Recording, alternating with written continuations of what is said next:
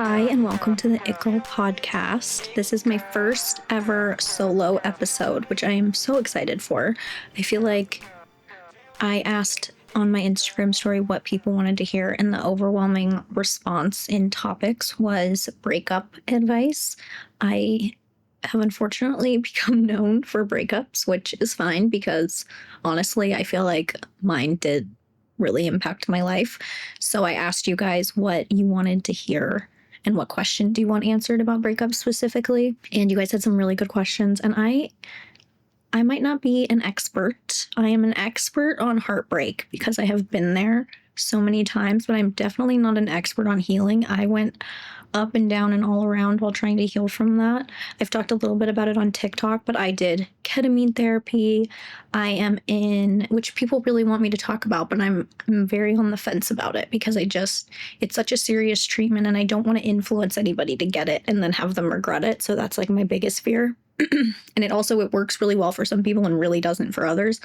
And I thought it was just kind of a wild experience. So I digress. But that was at the middle of my breakup, and I suffered a lot of loss during that time. I lost my grandfather. I lost one of my friends in a really tragic way. And I was just going through it. So I did that. I've been in regular therapy. I do somatic therapy. And it wasn't necessarily all because of the breakup. That was just like the hardest, most challenging time of my life. And I was in a deep depression and just like being alone. I hate being alone. I have read every single self-help book there is on codependency and attachment. And I am just someone who could have somebody around 24 hours a day and it still wouldn't be enough. I want someone right next to me at all times. So codependent. Even like as a kid, I remember being so codependent with my sister, and we shared a room for a really long time. And then when we had to get separate rooms, I was so scared to sleep in a room by myself. And I would always try to sleep with my mom. And she was not into like when you're a little kid and you wake up and you go in your mom's room. She was like, get in your bed, girl. And so I just feel like I've always been this little codependent thing and always just wanted somebody around. And I always have best friends who are around all the time. And so losing someone that was with me all the time was so hard and so triggering and just shattered me. So I clearly didn't handle it well. Clearly it broke my heart. And I'll get into some of your questions, but I know what it feels like when you have that heartbreak that just feels like your life is over. I really thought my life was over for a long time, and I just did not get over it quickly. And I did not get over it in the time that everybody told me I was going to get over it. And so I just learned a lot about how you keep going and keep moving. So we're going to talk about breakups. I'm going to give you my best advice, and I'm going to answer some of your questions. But again, I'm no master. I'm just someone who really got their heart broken. Tips for getting back into the dating scene after years. Well, girly pop, it's been almost 3 years for me now, and I'm not really in the dating scene. It sucks. And it depends on where you live, but the New York dating scene is horrible, and every date I go on, I just think I'm better off alone. And I have not met anyone of any value in the New York dating scene that I'm like, oh, this makes sense. You're the one. You're perfect. So I would say just do it. I force myself to go. I learn something every time. It's always cool to meet a new person. You don't know how that person's going to have an impact on your life. So just go and just force yourself to do it. But I can't say that it's been a success or a joy for me in any way. I cancel almost every date. Levi's always like, did you cancel? And I'm like, of course I canceled. You know I canceled. I cancel at the last minute. I chicken out a lot of the time, but I do force myself at least a couple times a month. I will go on a date. Rarely does it lead to anything, but I will go. Advice for when you're in a situationship, but he doesn't want to be exclusive yet. Oh, I just went through that. And I gave him the ultimatum and he was like, absolutely not. I don't want to date you. And I ended it. And it was really painful for me, not painful for him. But when you know, like a situationship is never I'm going to tell you the same thing everybody tells you. A situationship is never going to turn into anything. If they don't want to be exclusive, if they wanted to, they would.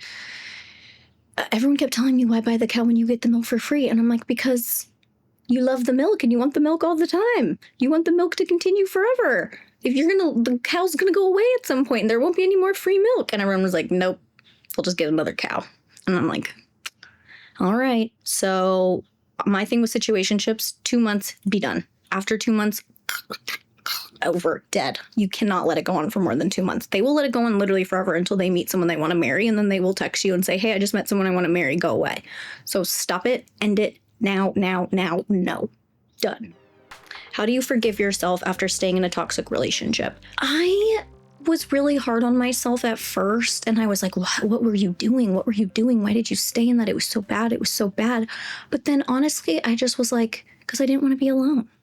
I don't think being in love and I don't think not wanting to be alone is something you should feel ashamed of. I was like, you know what? I really didn't want to be alone, and I really loved him. So I didn't care that he was hurting me or that I was hurting him or that it was bad or that we were both so unhappy. I didn't want to be alone, and I was like truly deeply in love. So at first, I would say for the first couple weeks, I was like, that's so embarrassing. And then after a while, I just was like, being in love is, what is it? You know what Ethan Hawke said on the red carpet where he was like, the person in love always wins? Like, you were in love. You can't, and love is, you think love is supposed to be unconditional. And I thought that. I was like, I'm supposed to love somebody anyways. I'm supposed to love them no matter how mean they are to me, which I now realize is not true. But I was like, you're supposed to love somebody no matter what. So I think if you're someone with the capacity to deeply love, that's not something that you should feel ashamed of ever. You should be proud of yourself for that and know that when it's the right person, you're going to do that and they're going to reciprocate it, and it's going to be like the most unbelievable feeling. So I don't think you should feel shame for staying in a toxic relationship. We believe things will change. We believe people can change. I believed that my ex was going to change so many times. So many times. Time 250. I was like, yep, it's going to be better this time. I always believe it. Always. And you want to see the best in the person, and you want to see the best in the relationship, and you want it to work. And I don't think there's any shame in that. So I say, don't feel shame for staying in a toxic relationship. Feel proud of yourself for loving someone unconditionally and having so much love in your heart. That's what I say. Is it true being a good guy is a turnoff for women? No, I don't think it's like, you're not good guying too hard. I feel like that's the thing that I'm like, what? They're like, oh, nice guys always finish last. It's like, it's not the niceness, is not where you're going wrong. It's something else. Maybe you're weird, I don't know, but it's something else. I'm never like, ugh, he's too nice. No. Should you date while recovering from a breakup? Ugh. Okay, I did. I feel like I might have traumatized those people. So I'm going to say yes, but like trepidatiously. And I would kind of like tell them ahead of time, even like before the first date, I would kind of give them the choice. Be like, look, I'm getting over a breakup. I'm moving slow. I'm still in a really bad place with my breakup, and see what they say. Because I might say, no, dude, I don't want to go because I don't really like want to be the person that you learn with. Or if I'm like, you know what, this is just casual, this is just for fun, I need something to do on a Friday night, I'd be like, yeah, sure, whatever. Maybe you make a friend. So I would just be really transparent and honest about that. I would not tell them that you are ready for a relationship, that you are hardcore looking, and that you are ready to go when you're not. I would just be very honest. I may be too honest. Like, I go on a date and I'm literally like, let's talk about every bad thing that's ever happened to me. And that's not always great. I do believe when it's the right person, he's going to love my trauma dumping, and he's going to trauma dump right back, and he's going to get me.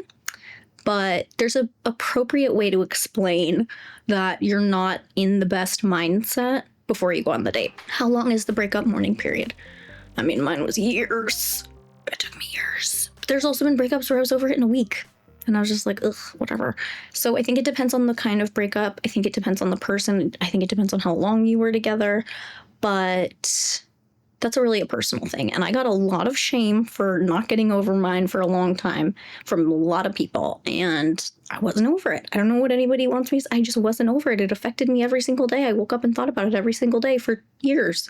And that's just the reality of what it was. I did not heal as quickly as I wanted to. I did not heal as quickly as I thought I would. I never dreamed that 2 years later, when that relationship ended, I was relieved on some serious level. I was like, you know what? This was never going to work. This was never going to work out. This was never going to be my person. I can't live like this anymore. This relationship was so bad. It was so toxic. Everything was wrong. And I thought, you know what? In a year, you'll be over this. And I wasn't. And that's just the reality of it. So I am a really big believer in blocking out what other people think, and healing in your own time. If it takes you 5 years, it takes you 5 freaking years.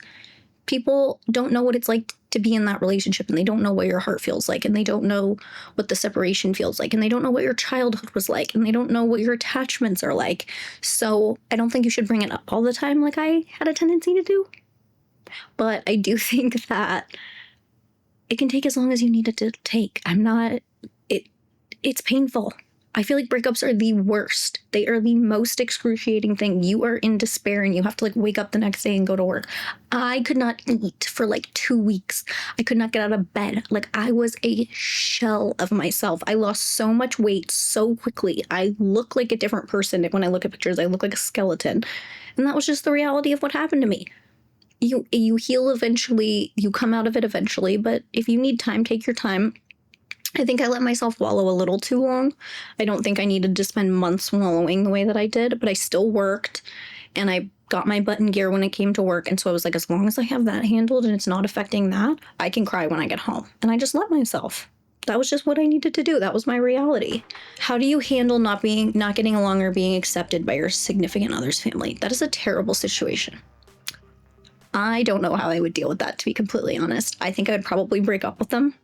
I don't think I could deal with that. I feel like having joined families and getting a new family is like part of the beauty of the experience. And do you really want for the rest of your life to have family members that you don't get along with and then they're in the middle forever? And I think for me personally, that relationship's done. I could not do it. Absolutely could not do it. How to spot. Get over nerves of a first date. Have a drink. That's all I can say. It's going to be terrible. First dates are the worst thing in the world. I literally hate them. I absolutely hate them. How do I stop thinking about my ex with someone else? It's been a month since the breakup. I would say I did this too. But for me, at least, I was just like, that is not my person. Like, I just was like, it's not my person. Maybe that's his person. Like, that hurt, but it didn't hurt the most. I was more hurt like I'm alone now and I don't have somebody, but I just knew that wasn't my person. And so if you know, like, okay, he's out there with somebody else, okay, well, he's finding his person and that person is not you. It's not going to be you. It's not you. There's nothing you can do about that. Like, it's just not you. And so as soon as you go out and find your person, you'll be with somebody else. And once you're with somebody else, you won't think about that. So I would just, instead of lingering on the fact that they're probably with someone else or they could be someone else, good, they're out there trying to find their person. Fine. You should be doing the exact same thing. Do the exact same thing. Go try to find your person. And I confidently knew in my breakup that was not my person for a million trillion reasons. I knew that was never going to work out. No matter how we broke up or when we broke up, it was always going to end in a breakup. So I was just like, whatever. Of course he is. Like, of course he is. It's not my person. How to stop going back to a toxic relationship. If my ex wouldn't have ended it, I would have gone back 500 million times. I would have never fully ended it. We broke up all the time, but I would have never had the guts. I would have never been able to do it. And I would have never been able to be the one to do it. So I would just say it comes from a place of like self-love and self-respect. And it was a level of self-love and self-respect that I didn't have. I do now, but I didn't at the time. And I think what has to happen is at this point in time, I am so unattracted to someone treating me like shit. I'm so unattracted to it. It is such a turnoff for me. I used to see it as like some kind of challenge. And I think that's how we find ourselves in these toxic relationships is somebody doesn't want you. And for some reason it becomes hotter when they don't want you. They're not into you. They don't give you what you're looking for. And you see it as this, even if it's subconscious, because I would never tell myself, ooh, this is a fun challenge. No, but it's in there. And you see it as some challenge, like I can make them like me. I can make them want me. I'm just going to keep trying. And I have such a tendency to try harder. I'm like, I'm going to give them gifts. I have such a problem with just like giving men endless gifts. I will just be like, oh, I'll give you gifts. I'll give you things. If I buy you stuff, you'll like me. If I am the support system that you need, you'll like me. Oh my gosh, you're entering a competition. I'll be there an hour early to come support you. And I'll sit there and I'll help you and I'll bring you water and I'll make sure you're ready to go. No, if they don't like you, they just lose respect for you. And it took me way too long to realize that. But I would try 10 times harder. Oh my gosh, there's a concert you want to go to? Guess what? We're front row. It doesn't make them love you more.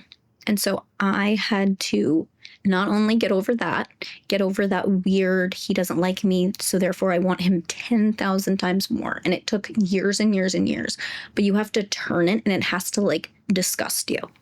When they ignore you, when they don't call you back, when they don't check on you, when they don't invite you to hang out, when they're doing all these things and you're never a thought, but you always think of them, You have to become unattracted to it. And I finally am. It took being in a situationship where he literally could not care if I got hit by a bus or not. He would say that he did, but not one action ever lined up that he cared about me at all. And he wanted basically nothing to do with me outside of hooking up, and was very transparent about that all the time. And I just was like, this isn't fun. This isn't like, it's not hot for me to be chasing you. I'm so sick of chasing you. The feeling of chasing after someone, I was like, I chased after someone our whole relationship, and now I'm back with somebody else who I have to chase down. It's so exhausting. It's so exhausting to have to chase somebody. It's so exhausting to have to beg somebody. It's so exhausting to just want to hang out on a Friday night and just think, oh, wouldn't tonight be so great if we hung out? That would be the best way I could spend my night. And then they don't want to hang out with you. They go out with their friends, or they want to go on a date with somebody else, or whatever it may be. That feeling is awful, and it has to turn. And it really was the combination of like, oh, I'm going to do this again. I'm going to chase after somebody again. I'm going to beg somebody for attention again. I'm going to wait and stare at my phone all day waiting for someone to text me back again.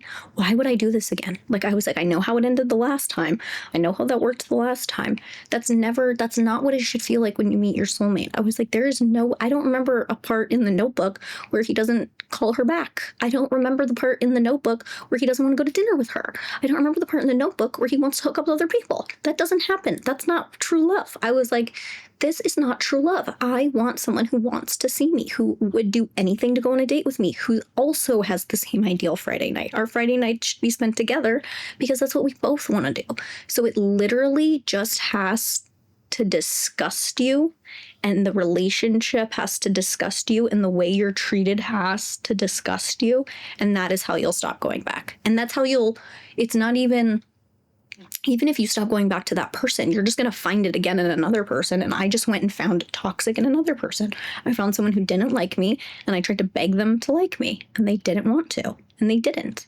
And I just was like, this has become so unattractive to me. This does not bring me any comfort. It does not bring me any peace. It does not bring me any joy. These little pockets of niceness, or these little pockets of, oh, maybe he likes me. Look what he did. He invited me over. Maybe that means he likes me. I just don't want to feel like that ever again. So until that feeling sickens you and you're just like, oh my God. I also think one of the really big things for me was always in my relationship, I would feel jealous of other people. I would see other couples and I'd be like, look at how he holds her hand. He really loves her. Look at how he looks at her. Oh my gosh, he took her on a walk and got her flowers on a Sunday morning. He must really love her. Or we would go to breakfast and sit the entire time and fight. And then I would know one of us was going to storm out. Somebody always stormed out. And I would just be like, oh, look at that couple over there having the loveliest breakfast. They look like they're having the nicest time. They look like they're laughing and cuddling. And I was like, I got so sick of being jealous of other people. And I was out on a not date with my situationship that whatever. And we were having dinner, not on a date because we weren't dating. And I was looking around at everybody. This was like the day I ended it. And I looked around and I saw there was all these couples on a date, and he like made a joke about them. And I was like, yeah, because we're not on a date, blah, blah, blah. That was the whole shtick. We weren't dating.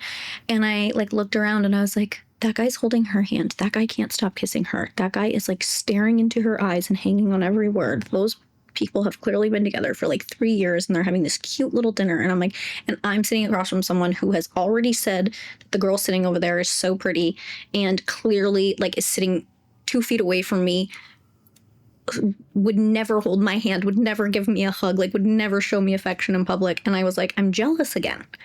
And I'm happy for these other people, but I'm feeling that envy. And I remember being in my relationship and thinking, I am not going to spend the rest of my life being jealous of everybody else. There's no one telling me that I can't have that. There's no one stopping me from having that except for me. So I'm jealous of something that's completely attainable for all human beings and for anybody, and there's no barrier to entry. All I have to do is just keep not settling and keep looking. And because I'm choosing not to look anymore and I'm choosing to settle right here, I'm stuck here, and everybody else who didn't settle has exactly what I want. Why would I stop myself from that? And why would I put myself in a position to be jealous of everybody else for the rest of my life? Why would I have to be jealous that everybody else has someone who loves them and wants to spend time with them? I'm choosing to have someone take up my time that doesn't want to be here and doesn't care and isn't invested and doesn't look at me like that.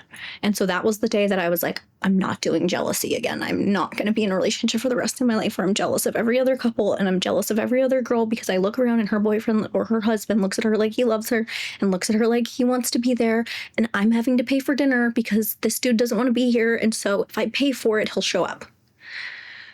It's so embarrassing, but that's truly the reality of the situation. So I think it's a combination of two things to stop with the toxicity. Is one, it has to turn you off. It eventually will turn you off. It makes me like sick when a guy is mean to me now or doesn't like me or doesn't show me attention. I'm like, ew, get away from me. Ew, no. So when they want nothing to do with me, I want nothing to do with them. I do not see it as a hunt. I do not see it as something attractive. I do not see it as something that I want more. I literally think it's disgusting. I think it's so cute and great and attractive when someone is nice and makes effort for me. All I want is like a little bit of effort, just the tiniest bit of effort. I don't want to feel like I don't know. Does he like me? Does he want to hang out? Does he want, like, I don't want to feel like that. I just want easy. And everybody says when you find your person, it's just easy and it's calm and it's peaceful. And so when it's not that in the beginning, I'm like, this is going to go exactly how everything else goes, how every other relationship has gone. Like I can see the ending of the movie. We don't even need to get there. I've seen the movie 20 times, you know, like a crappy action movie. You know exactly what's going to happen. You don't even need, I saw the first 5 minutes. I know what I'm getting myself into. Don't even need to make it to the end. He defeats him. He gets with her. Boom. Movie ends. The end. That is number one. And number two, you don't want to be envious of everybody else for the rest of your life. You don't want to see that everybody got something. It's like anybody can have it. Anybody can have it. It literally just depends. It's if you hold out for it or not. And if you look hard enough. And it really is up to you. They don't force you to choose your shitty ex-boyfriend. You know what I mean? No one's coming down and going, oh, sorry, Bailey, you have to be with this person. Nope. Okay. You know, I have the free will to decide who I end up with. You hopefully have the free will to decide who you end up with. And if that is the circumstance, just don't settle and keep going until you have something that you're sitting at dinner and you don't look over at the other couples and think, wow, they're so much happier than me. Wow, he really cares about her. Look how deeply he wants to be here with her. He looks like he probably says something nice to her every single day. And obviously the other relationships aren't perfect, but if you feel like you're suffering every time you go out on a date, end it. Over. So hopefully that answers that question. That was a little bit of a tangent, but I feel really strongly about those two things. I really, really, really do. Why is the trend of not caring so popular and people who care are called desperate? You know what? And a boy asked this. Yeah, I'm really not into the not caring thing. I think nonchalant is unattractive now. I'm really over the nonchalant. When someone acts nonchalant, I literally will say verbatim, ew, why are you being so nonchalant? And unless their answer is, I don't know, I was trying to play it cool because I really like you, goodbye. Goodbye. No. I don't like the nonchalant. And I don't understand. To me, I don't think it's desperate to want love. I feel like love is a beautiful thing. People who have love are very happy.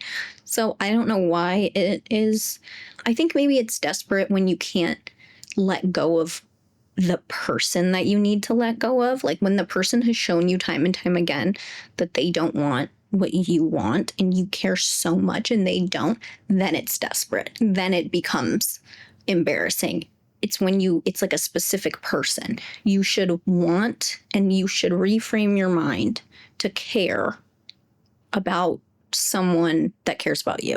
So I think that's when it becomes an issue. And I am the worst at this. So like I am guilty of loving people that don't love me back and being obsessed with the idea of I can make them love me. So I think it more so, but yeah, there is this trend of not caring. I don't know. I think not caring is lame. I think not caring about other people is lame. I think going on dates with people and sleeping with people that you don't care about is super, super lame. So I do think it's a trend. It is not a trend I will be hopping on. I love to care about people and I love to meet people and I love to know people and I love to make new friends and I love to welcome people into my life. So I think that is a beautiful, special thing. And I choose to believe that if I feel this way, then others feel this way, because rarely is there an emotion on this earth that you are the sole and only person who has ever felt that way. I've never felt anything that I'm the only person in the history of humanity that has ever felt that way. So I choose to believe that if I feel so much care and so much love, that there are people out there. Like this question came from a boy. I wouldn't have assumed that a boy felt that way. I didn't know there were boys out there who also felt like people are too nonchalant and like girls are nonchalant. Well, actually, this could be not a straight man, but either way, whatever you're looking for, whatever he's looking for, whatever anybody's looking for, like there is, if he's looking for another guy, there's another guy that'll feel that way. If it's a girl, there's another girl that'll feel that way. And anywhere in between, like there is someone on this earth that is going to feel the same way as you. There just has to be, right? At least to me, I feel like there has to be. I do want to do a video on the therapies that I've done and the treatments that I've done and the treatment I'm on right now, the medicine I'm on right now. So I want to make that its own thing. But yeah, it is really hard to date when you're completely numb. That is its own separate issue. But at least for me, that like feeling of not wanting to be alone. Sometimes I feel so lonely. I feel like my heart's going to explode. And I like have this like deep aching loneliness. So fortunately that overpowers the numbing for me. Sadly, that overpowers the numbing, as numb as they can be sometimes. I still always have that lingering feeling, and I hate sleeping alone and I hate going to bed alone. So that overpowers it. But yeah, I am gonna do a whole separate podcast episode on that. When to know when to stay and when to cut it loose. I think now my opinion has changed and I've gotten to a place where I am like, what's the expression? The sooner you get off the train, the easier it is to get back home. Like if you get on the wrong train and you get off at the next stop, it's going to take you 5 minutes to get back to where you need to be. If you stay on that train for 2 years, you got a long way back, honey. And I used to think that you could change the situation and that you should keep fighting for it. And now I don't feel that way at all. So I think if you're in something where you're not happy, if you're in something where you're not fulfilled, if you're in something where they don't treat you the way you want to be treated, or truly just like, it doesn't even have to be how they're necessarily treating you. It can be like how you feel. If you're like, I don't feel loved, I don't feel fulfilled, I don't feel happy, I don't feel excitement about this. If you are there, I think that depending, like, I'm not saying leave a marriage on the first fight. But if you're in something where you just feel like I am never going to be able to make this work, the longer you stay on that train, the longer it's going to take you to get back home. So I say, cut it loose, especially if it's like the start of a relationship. Like, oh my gosh, there's so many things that I let go on for 6 months to a year that I'm like, this could have been a 1 month thing. I knew after 1 month this was a nightmare. I knew after 1 month I wasn't happy. I knew after 1 month we were never going to align on the way I need to be loved and the way you need to be loved. It just didn't work. And I would keep it going for 6 months. That's 6 months of my life I'm never going to get back. So I think of it like a race, and I have somewhere to be. And so anytime I figure out that this person is not coming on this race with me, I'm like, I gotta go, because you're gonna make me late. I gotta go. So I would say the second that you feel like there is no chance that you are long-term going to be able to feel like this or want to feel like this, get out. How do you handle all the little rejections when dating and meeting new people? Well, when it happens enough times, you just get used to it. So for me, I don't care. I don't know. There hasn't really been anyone that I've gone on. There was one person that I went on quite a few dates with and I like really, really, really liked. And I could tell that he had like just gotten out of a long relationship and he wasn't really like looking to settle down again. Like he wanted to explore his options and kind of be out there. And so that felt like a rejection because I was like, okay, I'm ready to date. And he definitely wanted to like keep playing the field and see what was out there. But honestly, after a month of not talking, I did not care. Like, I felt rejected at first because I was like, I can just see that this isn't going anywhere. And then I just didn't care. I was just like, he's so old and he just wants to be out every night and drink every night and go on dates every night and hang out with all these girls every night. And I just was like, honestly, it's unattractive. So it's a mindset thing. And again, when it happens enough times, you just get used to it. Like, yeah, it hurts, but it's just like, what are you going to do? That's not your person. Like, you only probably have 1 or 2 people that are like deep loves of your life in the world. So it's like, no, it's not surprising that it's not this idiot guy. Like, okay, whatever. He wasn't the person. I've got a billion more to go through and hopefully one of them, like, I'm just like, okay, whatever. It has to become this thing where you're like, that's not what I'm looking for. The person that's rejecting me is not the person I'm looking for. The person that doesn't see my value is not the person I'm looking for. Would you, like, if you've been on dates with people who were perfectly great, I've been on dates with wonderful people that I had zero connection with, that were attractive, that were smart, that were successful, that were great, that had a lot going for them. And for some reason, I just did not have that chemistry with them. It just didn't click. It didn't mean there was anything wrong with them. I've rejected plenty of people that I'm like, you are the perfect guy for someone else.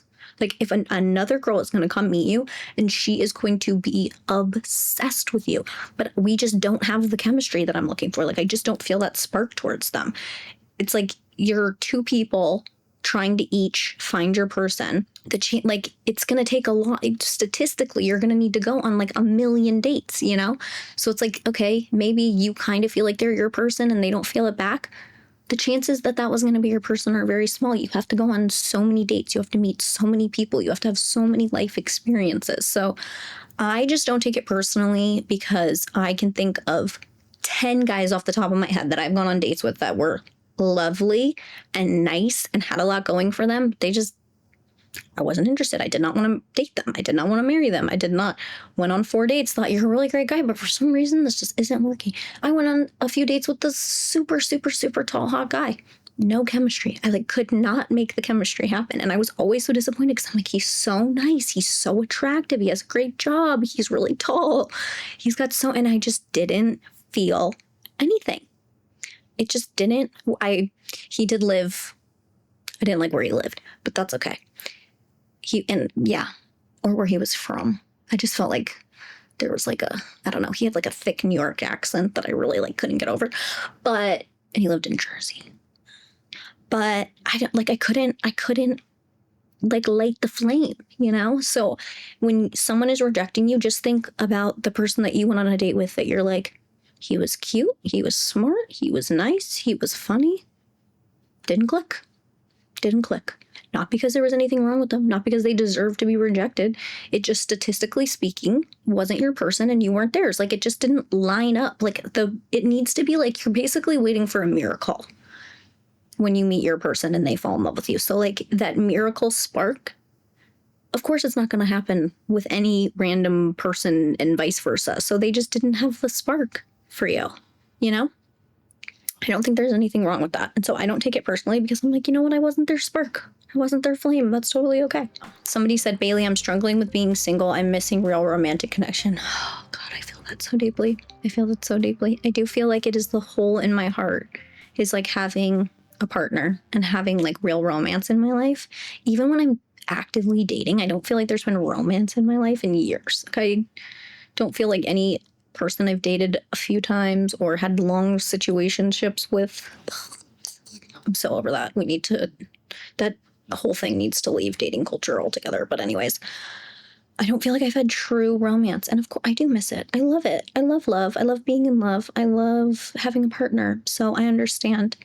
This is tough advice, but what I've just told myself, because it's been almost 3 years of being very, very single and not even having the slightest hope of anything, or coming close to having someone that I was gonna date or make a boyfriend, I would say you gotta suck it up. That's the time you're in. I'm even if I'm single for the rest of my life, I have to suck it up. You just have to suck it up. It just is what it is. I get so lonely, and I will sit and I will cry because I am so lonely and so sad, and I so desperately wish that I had someone. But that's just the reality. You got to suck it up. You can sit and cry all the time, which I do sometimes, or I'm also in pottery. I also am doing everything I want to do with my career. I see my friends almost every day. I FaceTime with my friends constantly. I'm constantly talking to someone. My friends know where I am. I know where they are. I go to dinners. I do things I enjoy. So my life is very selfish. I take a nap when I want to take a nap. I work when I want to work. I wake up when I want to wake up. And I know everybody obviously doesn't have the freedom of that with their job. And I do work very hard, but you have control over your life. I don't have to answer to anybody else. If I want to redecorate my living room tomorrow, I don't have to ask anybody else. I can do whatever I want. If I want to get up and go to Mexico tomorrow, I can get up and go to Mexico tomorrow, because it's my choice. So I embrace the parts about being single that are amazing. I also was at Chanel the other day, and I was shopping, and there was a lady getting a bag, and I said to my friend, God, I wish I had a husband who was going to buy me a bag.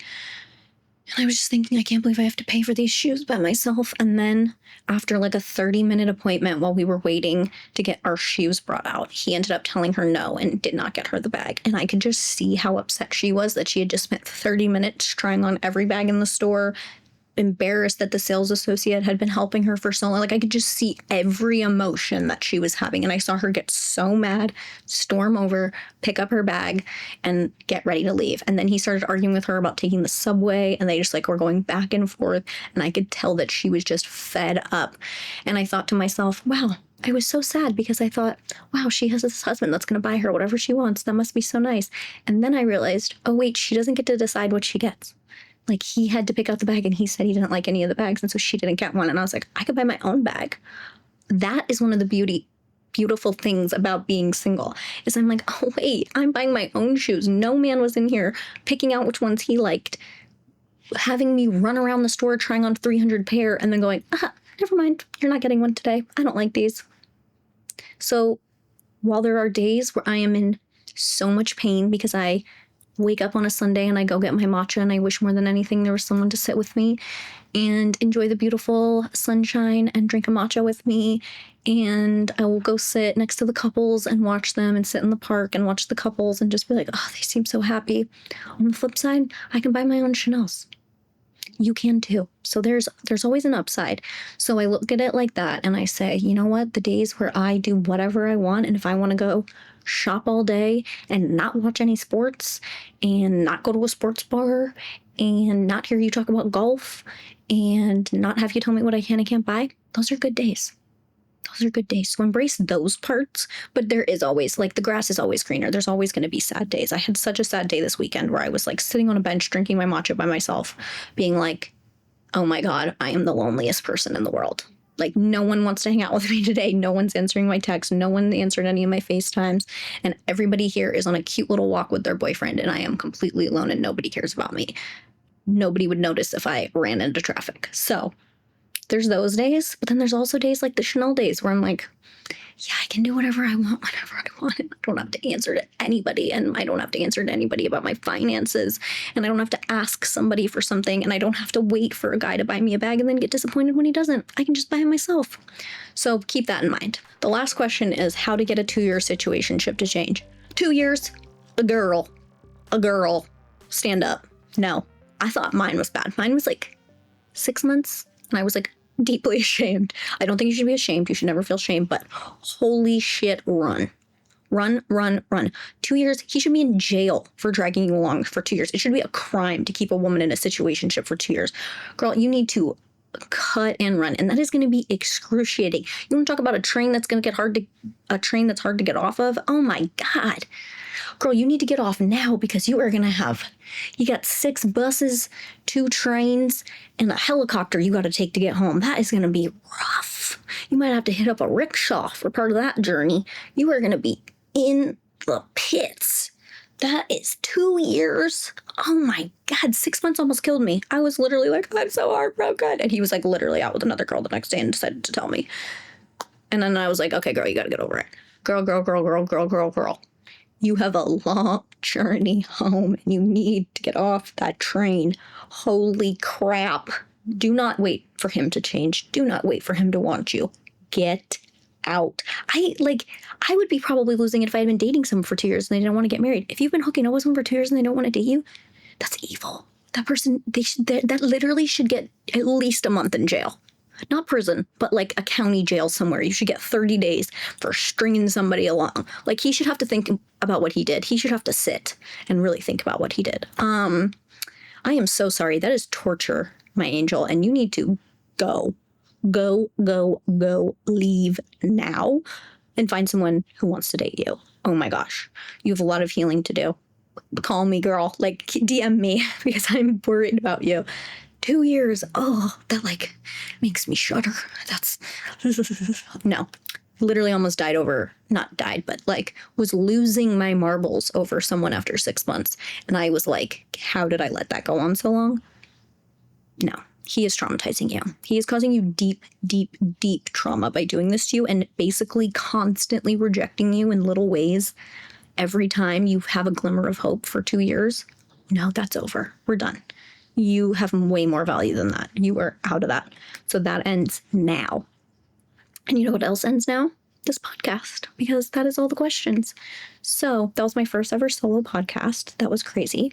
I liked having you guys ask me questions because it kind of made me feel like you were here with me and like I was actually doing something to help you. So I hope some of the advice was at least a little bit helpful, or maybe you feel a little less alone in any of those things or any of those feelings. But I am at Bailey T. Taylor. We are at It Girl the series, and we will be back next week with another It Girl, or it'll be another solo. I don't know. But thank you so much for listening. I hope this was helpful. If you listened, please DM me. I love when you guys DM me and have like more questions or more thoughts, or if there's like a topic you want to hear. I am just getting into doing solos, so if there's like anything you want to hear about, DM me. I'm always checking, so I want to communicate with you, and I want it to be like you're talking to a friend or someone who cares or someone who at least has gone through the same thing, because I always say if I'm going to go through all of this hell, like might as well be worth something, and if I can make somebody feel a little less alone or make somebody learn something or get this girl out of her 2-year situationship, it will all be worth it to me. So thank you so much. Hey girl.